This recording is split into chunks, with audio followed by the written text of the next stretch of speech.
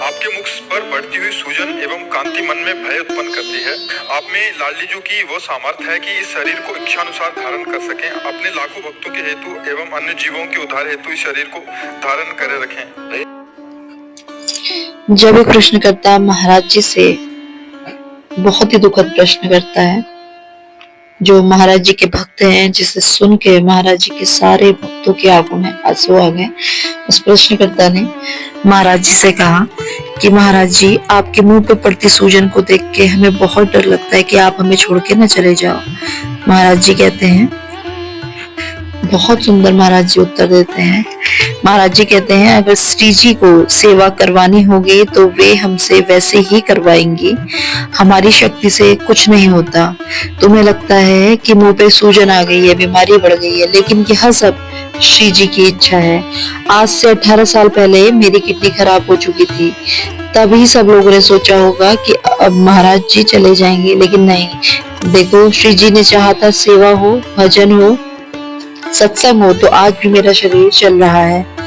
अगर वे चाहेंगे तो इसी सूजन में 20 साल और सेवा करा लेंगी, और उनका विधान अगर यही रहा तो इस साल भी मेरा जीवन पूरा हो सकता है। तो फिर इसे कौन रोक सकता है। महाराज जी की इस वाक्य को सुन के वहां बैठे सभी भक्तजन की आंखों में आंसू आ गए, क्योंकि कोई भी महाराज जी को खोना नहीं चाहता।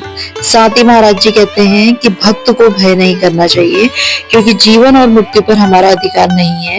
यह शरीर मेरा नहीं है, यह श्री जी का है। जितने दिन उन्हें सेवा करानी होगी उतने दिन यह शरीर टिकेगा।